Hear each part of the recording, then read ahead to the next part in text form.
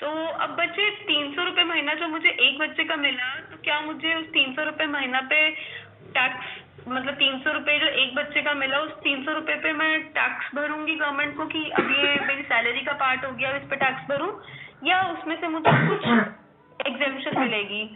तो कहा उन्होंने कि नहीं, कुछ एग्जेम्पशन मिलेगी। चिल्ड्रन एजुकेशन अलाउंस 100 रुपये पर मंथ एग्जेम्प्ट होता है।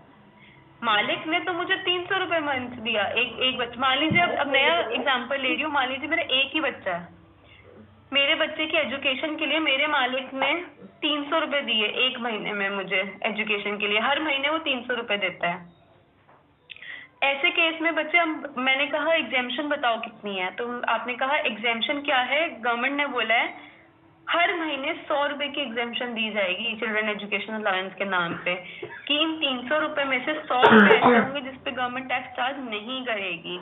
बचे कुछ 200 रुपए पे हर महीने गवर्नमेंट टैक्स चार्ज करेगी। वो गवर्नमेंट, तुम्हें पता ही है, पूरे एक साल का मिला के टैक्स चार्ज करती है। तो जो बचे हुए 200 रुपए होंगे उसको हम 12 महीनों से मल्टीप्लाई करके और जो अमाउंट आएगी उस पे पूरे साल का इनकम टैक्स भर देंगे, तो सैलरी के अंदर उसको लिखेंगे। तो अब आप कहोगे मैम थोड़ा थोड़ा समझ आया है अभी, तो कोई नहीं, हम और आगे बढ़ेंगे, जब हम प्रैक्टिकल करेंगे तो हमें और क्लियरली समझ आएगा।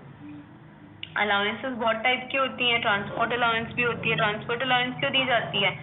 घर से ऑफिस और ऑफिस से घर, जब आप नौकरी करते हो तो आप गाड़ी में बैठ के या जैसे भी, ट्रेन से, बस से, कैसे भी आप ऑफिस से घर जाते हो, घर से ऑफिस जाते हो, उसके लिए ट्रांसपोर्ट अलाउंस दी जाती है। किसको दी जाती है बच्चे? सबको नहीं दी जाती। दी जाती है जो फिजिकली हैंडीकैप्ड होते हैं ना, उनको दी जाती है। जो देख नहीं सकते, ब्लाइंड होते हैं, उनको दी जाती है। जो सुन नहीं सकते, डेफ होते हैं, उनको दी जाती है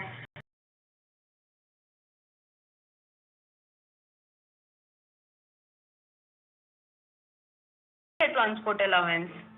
बट जो एग्जेम्प्ट फ्रॉम टैक्स होगी, किसके लिए टैक्स नहीं चार्ज करेंगे, मतलब कितनी, मतलब ऐसा नहीं है पूरी की पूरी एग्जेम्प्ट फ्रॉम टैक्स होगी, कुछ पोर्शन एग्जेम्प्ट फ्रॉम टैक्स होगा। बट थोड़ा बहुत भी जो एग्जेम्पशन मिलेगा वो किसको मिलेगा? सिर्फ और सिर्फ जिनको ये प्रॉब्लम्स हैं, फिजिकली हैंडीकैप्ड हैं, जो ऑर्थोपेडिकली हैंडीकैप्ड हैं, उनको मिलेंगी ये एग्जेम्पशन। और बाकी लोगों को अगर ट्रांसपोर्ट अलाउंस दे दिया घर से ऑफिस और ऑफिस से घर जाने के लिए, अगर मालिक ने अपने एम्प्लॉय को पैसे दे पकड़ा दिए कि ये ले ट्रांसपोर्ट अलाउंस के पैसे 10,000 रुपये महीने ले ले, फॉर एग्जाम्पल 10,000 ले रही हूँ, 10,000 रुपये महीना ले ले, ऑफिस से घर आ जाइए, घर से ऑफिस आ जाइए, और मान लीजिए मैं हट्टी कट्टी हूँ, मैं सब कुछ ठीक हूँ और मेरे मालिक ने मेरे को ऐसे ट्रांसपोर्ट अलाउंस के 10,000 रुपये महीना दे दिया, तो गवर्नमेंट कहेगी 10,000 को ना चुपचाप से अपनी सैलरी के अंदर जोड़ के दिखाओ, और तुम्हारी सैलरी अब 10,000 से बढ़ गई है तो अब तुम टैक्स भरो उस पर। ठीक है बच्चे, तो हम पहले इस 10,000 रुपये को 12 महीनों से मल्टीप्लाई करेंगे। एक महीने में 10,000 का ट्रांसपोर्ट अलाउंस दिया तो 12 महीने में 1,20,000 का दिया, उतना मैं अपनी सैलरी में और जोड़ दूंगी, फिर कुल मिला के जो सैलरी आएगी उस पर टैक्स भरूंगी। अगर भगवान ना करे मेरे को कोई प्रॉब्लम होती, मैं हैंडीकैप्ड होती, तो हैंडीकैप्ड होने के केस में गवर्नमेंट मुझे कहती कि तुम्हारे को जो ये ट्रांसपोर्ट अलाउंस का 10,000 रुपये महीना मिला है ना, उसको तुम 12 महीने से मल्टीप्लाई करो, कितना आ गया? मैंने कहा कि ठीक है इतना इतना आ गया, तो 1,20,000 आ गया। तो उन्होंने कहा उसमें से माइनस कर दो, एग्जेम्पशन बता रहे हैं इतनी अमाउंट एग्जेम्प्ट है हर महीने, उतनी माइनस कर दो, बच्चे कुछ पे तुम्हें टैक्स देना पड़ेगा। एग्जेम्पशन गवर्नमेंट इसलिए दे रही है क्योंकि गवर्नमेंट को लगता है कि नहीं भाई, पूरे अमाउंट पे टैक्स नहीं चार्ज करना, वो फिजिकली हैंडीकैप्ड वगैरह को ट्रांसपोर्ट अलाउंस मिलना ही चाहिए।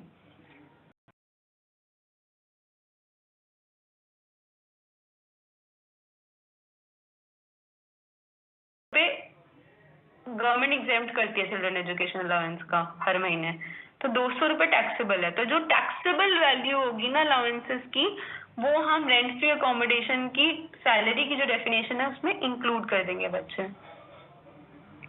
नेक्स्ट है आपका monetary payments which do not have nature of perquisite such as leave encashment. कह रहा है परक्विजिट की जिनकी नेचर ना हो। देखो बच्चे, ये खुद रेंट फ्री अकोमोडेशन क्या है? फैसिलिटी है, परक्विजिट है। तो अब इसके लिए जब हम सैलरी, रेंट फ्री अकोमोडेशन के लिए जब सैलरी की डेफिनेशन लिखेंगे तो उसके अंदर हम और परक्विजिट्स को इंक्लूड नहीं करेंगे और फैसिलिटीज को इंक्लूड नहीं करेंगे। बट ऐसी monetary payments which do not have the nature of perquisites, उनको हम इंक्लूड करेंगे। Monetary payments which do not have the nature of perquisite such as leave encashment, हम उनको इंक्लूड करेंगे।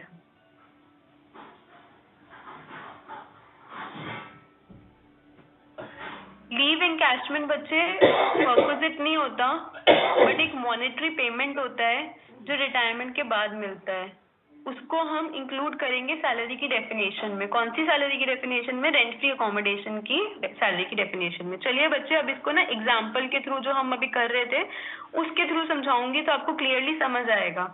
अदरवाइज ये इतना टफ चैप्टर है, आपको लगेगा कि अरे हमें कैसे समझ आ रहा है, ये नहीं आ रहा है। देखिए,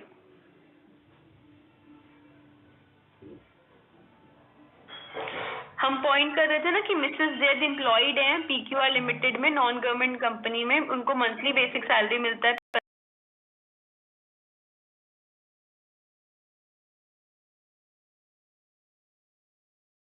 ओनर है तभी फेयर रेंटल वैल्यू लिखी है आसपास की 60,000। तो ऐसे केस में बच्चे हमारे को जब क्या है, अब हमारे को सैलरी कैलकुलेट करनी है, सैलरी कैलकुलेट करनी है तो जाहिर सी बात है रेंट फ्री अकोमोडेशन जो फैसिलिटी है, गवर्नमेंट कह रही है कि अपनी सैलरी के अंदर जोड़ दियो इस फैसिलिटी की वैल्यू को भी, क्योंकि गवर्नमेंट का कहना है कि हम सिर्फ जितनी कैश मिल रही है सैलरी उस पर टैक्स चार्ज नहीं करेंगे, जो ये फैसिलिटीज हैं इनकी जो वैल्यू है उस पर भी चार्ज करेंगे टैक्स। चलिए बच्चे आगे बढ़ते हैं, फिर क्या होगा। सॉल्यूशन है एग्जाम में। अब अगर इस तरीके का कोई क्वेश्चन आता है, आप कैसे लिखोगे? आप लिखोगे computation of total income of Mrs Z, या जो भी आपका नाम लिखा हुआ होगा क्वेश्चन में, फॉर असेसमेंट ईयर 2020-21। मैंने आपको पिछली क्लास में पढ़ाया था परसों कि जो आपका असेसमेंट ईयर होता है वो हमारे एग्जाम के लिए सेम रहेगा। क्या रहेगा? 2020-21। वो जब भी आप कोई क्वेश्चन स्टार्ट करोगे उसके ऊपर आप ये असेसमेंट ईयर मेंशन करोगे, ऐसी कुछ लाइन लिख के। ठीक है बच्चे? तो कह रहे इस असेसमेंट ईयर के लिए, मतलब प्रीवियस ईयर 2019-20 में पूरे साल उसने मिला के जितनी सैलरी कमाई थी वो हम यहाँ पे लिखेंगे और फिर लास्ट में उस पर इनकम टैक्स कैलकुलेट करेंगे। तो हमारा असेसमेंट ईयर 2020-21 में उस पर इनकम टैक्स भर देंगे उतना जितना निकल के आएगा। तो चलिए बच्चे, सबसे पहले हमने देखा कि हमारे क्वेश्चन की बिल्कुल स्टार्टिंग में लिखा हुआ है कि बेसिक सैलरी उसको 15,000 रुपये महीना मिलती थी मिसेस जेड लेडी को, तो हमने लिख दिया बेसिक सैलरी। अब ऐसे ही सैलरी कैलकुलेट करी जाती है, आप लोग सीख लीजिए, जब आप जॉब करोगे आपको भी अपनी सैलरी की कैलकुलेशन आनी चाहिए, आपको भी गवर्नमेंट को इनकम टैक्स भरना होगा तो आपको सैलरी कैलकुलेट करनी आनी चाहिए। तो आप सबसे पहले लिखोगे, हर क्वेश्चन में सबसे पहला जो पॉइंट होगा वो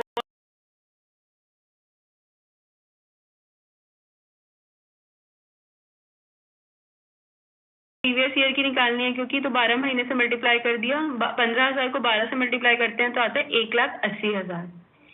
ठीक है, नेक्स्ट कहते हैं डेयरनेस अलाउंस। चलिए देखते हैं क्वेश्चन में महंगाई भत्ते के नाम पे क्या बता रखा है। क्वेश्चन में लिखा हुआ है बच्चे कि she also Drew the following allowances, उसने ये वाली अलाउंसेस भी ड्रॉ करी। क्या? डेयरनेस अलाउंस, महंगाई भत्ता ड्रॉ किया उसने। कितना ड्रॉ किया महंगाई भत्ता? कह रहा है 5,600 रुपए उसे हर महीने महंगाई भत्ता मिला। डेयरनेस अलाउंस 5,600 रुपए पर मंथ मिली।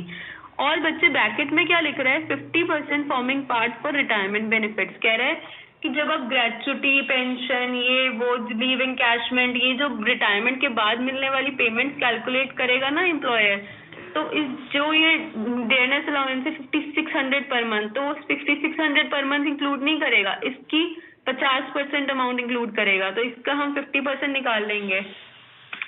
5,600 का 50% अगर हम निकालें तो बच्चे आप लोग कैलकुलेट करके देखिए 2,800 होता है। तो हम 2,800 रुपए पर मंथ हमारे को रिटायरमेंट होने के बाद जब पेंशन वेंशन मिलेगी, ग्रेचुटी मिलेगी, तो पेंशन और ग्रेचुटी की जब कैलकुलेशन कर रहा होगा कितनी अमाउंट हमें देनी है, एम्प्लॉयर जब ये कैलकुलेट कर रहा होगा तब वो महंगाई भत्ता 2,800 इंक्लूड करेगा। बट अभी जब मैं नौकरी कर रही हूँ, अभी मैं रिटायर नहीं हुई हूँ, मिसेस जेड नौकरी कर रही है, वो रिटायर नहीं हुई है अभी उन्हें हर महीने कितना मिलता है महंगाई भत्ता? 5,600 रुपए। तो 12 महीने में कितना मिलेगा? 5,600 इंटू 12 महीने। तो चलिए देखते हैं कितना मिला उन्हें महंगाई भत्ता। उन्हें मिला डेयरनेस अलाउंस 5,600 रुपए इंटू 12, 67,200।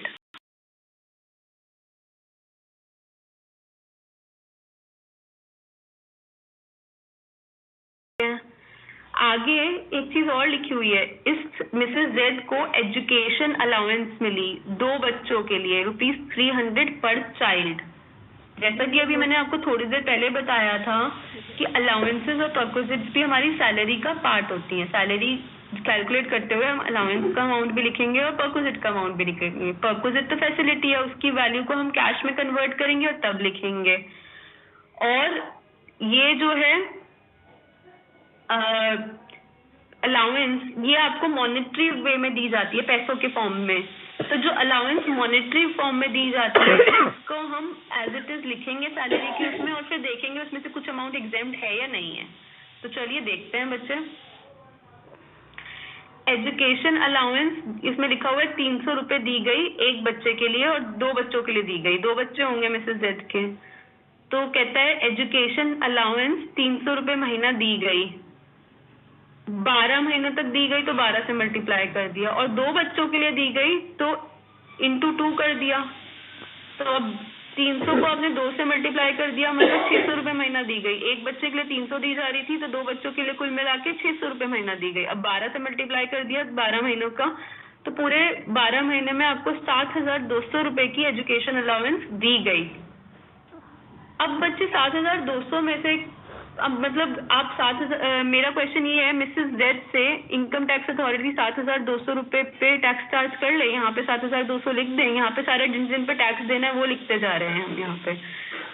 तो कहते हैं नहीं, इनकम टैक्स अथॉरिटी कहती है कि हम कुछ अमाउंट एग्जेम्प्ट करते हैं आपका, जिसपे हम टैक्स नहीं लेंगे। जो आपके बच्चे की पढ़ाई के लिए पैसा मिला है एजुकेशन अलाउंस, उसमें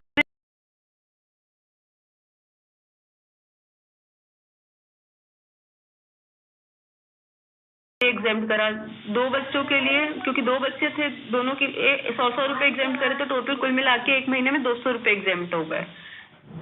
मिल कितने रहते, कुल मिला के 2 बच्चों के 600 रुपए पर मंथ मिल रहे थे, एग्जेम्प्ट कितने हो गए, 200 एग्जेम्प्ट हो गए। तो बच कितना गया, 400 रुपए बच गया। 400 पे गवर्नमेंट कह रही है हम टैक्स चार्ज करेंगे। एग्जेम्प्ट क्यों कर रही है, थोड़ा भी एग्जेम्प्ट क्यों कर रही है, इसलिए वो कह रही है कि भाई तुम इस पे टैक्स देके क्या करोगे, तुम्हारे बच्चों की एजुकेशन के अंदर इतना तो खर्चा मिनिमम 100 रुपए पर मंथ तो हो ही जाएगा, तुम इस पे टैक्स देके क्या करोगे, तो इतना एग्जेम्प्ट कर लो, बट बाकी जो भी तुम्हें मिल रहा है उस पर तो तुम्हें टैक्स भरना पड़ेगा, वो तुम्हारे सैलरी का पार्ट होगा। तो चलिए बच्चे 100 पर मंथ इंटू 2 बच्चे इंटू 12 महीने, तो 2400 रुपए एग्जेम्प्ट हो गया। 7,200 एजुकेशन अलाउंस के नाम पे पैसा मिला था, उसमें से 2,400 एग्जेम्प्ट हो गया, बचा कुछ 4,800 ऐसा अमाउंट है एजुकेशन अलाउंस का जिस पर टैक्स भरना पड़ेगा मिसेस जेड को, गवर्नमेंट को। तो इसलिए यहाँ पर जिन जिन अमाउंट्स पे टैक्स भरना है वो लिखते जा रहे हैं हम। चलिए बच्चे आगे बढ़ते हैं। और क्या दे रखा है, ट्रांसपोर्ट अलाउंस दे रखा है 1,800 पर मंथ। अच्छा, अब बच्चे मैंने क्या बताया था, ट्रांसपोर्ट अलाउंस क्या होती है, घर से ऑफिस और ऑफिस से घर जाने के लिए अगर आपका मालिक, आपका एम्प्लॉयर जहाँ पे आप जॉब करते हो, जैसे मैं दिल्ली यूनिवर्सिटी में काम करती हूँ, तो दिल्ली यूनिवर्सिटी अगर मुझे घर से ऑफिस, घर से कॉलेज और कॉलेज से घर जाने का पैसा दे दो, उसे कहेंगे ट्रांसपोर्ट अलाउंस। अब बच्चे दिया तो ये किसी को भी जा सकता है, मतलब कि ये मतलब जो फिजिकली हैंडीकैप्ड है उसको भी दिया जा सकता है, जो नहीं है हैंडीकैप्ड उसको भी दिया जा सकता है। बट अगर हैंडीकैप्ड नहीं है तो उसको पूरे के पूरे अमाउंट पे टैक्स भरना पड़ेगा, उसके लिए कुछ एग्जेम्प्ट नहीं होगा। बट अगर फिजिकली हैंडीकैप्ड है तो गवर्नमेंट को उस पर थोड़ी सी दया आ जाएगी कि अरे उसको तो जरूरत है ना ट्रैवलिंग की, तो अब जब उसको ट्रैवलिंग की जरूरत है तो गवर्नमेंट कहेगी कि ट्रैवलिंग के मतलब पैसों की जरूरत है कि उसको दिया जाए, तो गवर्नमेंट क्या करेगी, उनको उनके लिए कुछ अमाउंट एग्जेम्प्ट कर देगी। चलिए बच्चे, तो अब हम ट्रांसपोर्ट अलाउंस का जाते हैं, पॉइंट करते हैं। ट्रांसपोर्ट अलाउंस, अब ये वाला केस क्या था, अब जो ये मिसेस जेड थी, कहीं पर भी लिखा है बच्चे कि ये मिसेस जेड जो थी वो हैंडीकैप थी, ब्लाइंड थी, डेफ थी, कहीं पे भी लिखा हुआ है? नहीं लिखा हुआ। अब क्योंकि यहाँ पे कहीं पे भी नहीं लिखा हुआ कि वो ब्लाइंड थी, क्वेश्चन में डेफ थी, फिजिकली हैंडीकैप थी, तो इसका मतलब जो ये ट्रांसपोर्ट अलाउंस का खर्चा मिला है गवर्नमेंट की तरफ से एम्प्लॉई को, एम्प्लॉई अपनी सैलरी में जोड़ेगा उसे,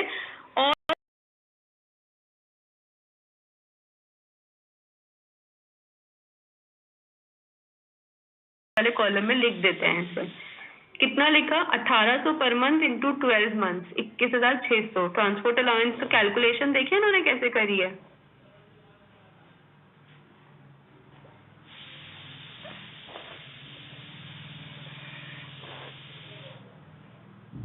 देखिए बच्चे क्या लिखता है, transport allowance fully taxable allowance, पूरी टैक्सेबल अलाउंस है।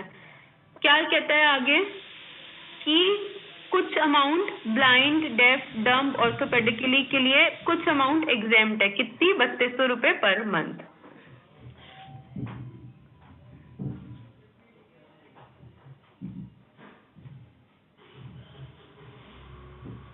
चलिए, तो यहाँ पर हमने ट्रांसपोर्ट अलाउंस को फुल्ली टैक्सेबल 1800 रुपए पर मंथ था, 1800 को 12 से मल्टीप्लाई किया। देखिए 1800 रुपए पर मंथ था, जब हम 1800 रुपए को 12 महीने से मल्टीप्लाई करते हैं तो 21,600 आ जाता है। अब आगे बढ़ेंगे बच्चे, वैल्यूएशन ऑफ परक्विजिट्स। बच्चे हम आगे, इससे आगे का क्वेश्चन नेक्स्ट क्लास में डिस्कस करते हैं। अभी के लिए आप मेरे को डाउट्स लिखकर भेजना शुरू करो। कोई डाउट है आपके पिछली क्लास और आज की क्लास में? कोई भी डाउट है तो अपने मैसेज बॉक्स में लिखकर भेजिए बच्चे, क्योंकि ऑलरेडी 11:07 हमें को आपके डाउट्स ले लेने चाहिए। आगे का हम नेक्स्ट क्लास में कंटिन्यू करेंगे बच्चे। बहुत इंटरेस्टिंग चैप्टर है, अगर आप मन लगा के करोगे तो इससे ज्यादा इंटरेस्टिंग कोई चैप्टर नहीं है। क्या करना होता है बच्चे इसमें? हमारे को बेसिकली एक बार स्क्रीन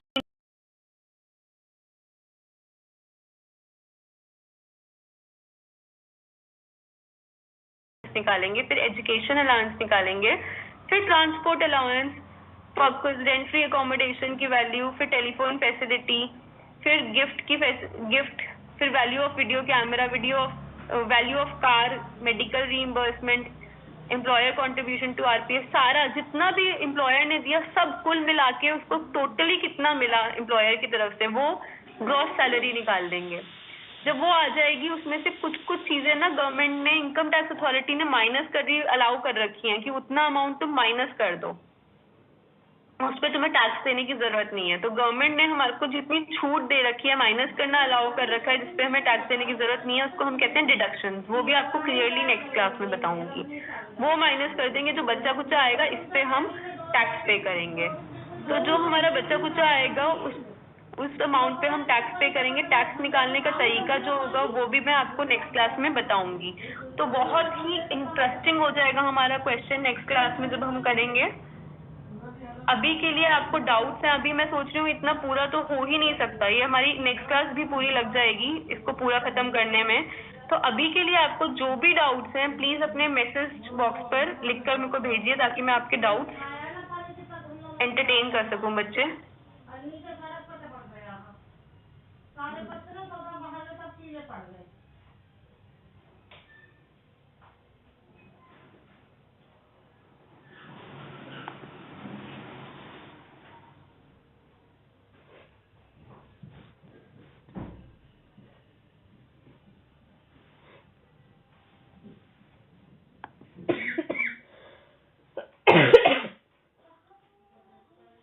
अच्छा, किसी के भी कोई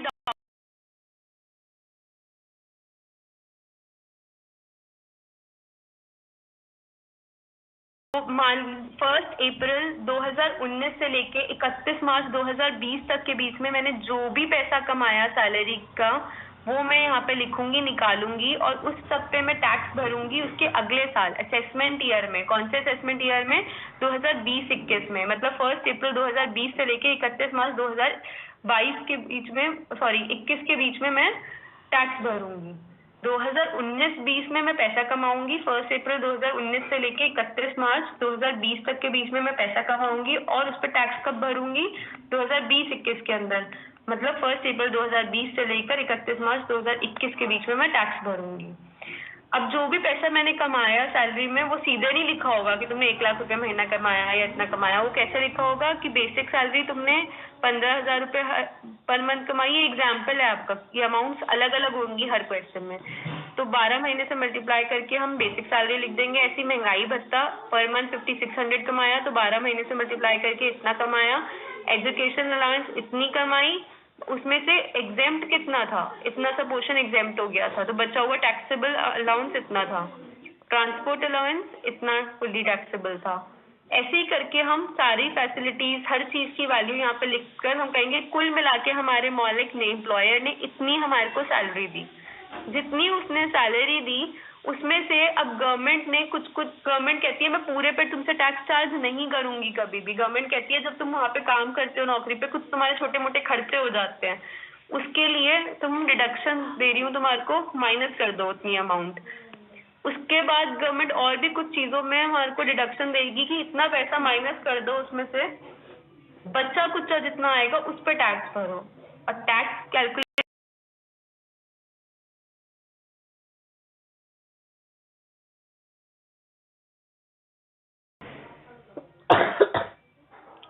Okay, thank you class. Thank you so much. Since there are no doubts, we are ending the class now. Thank you so much.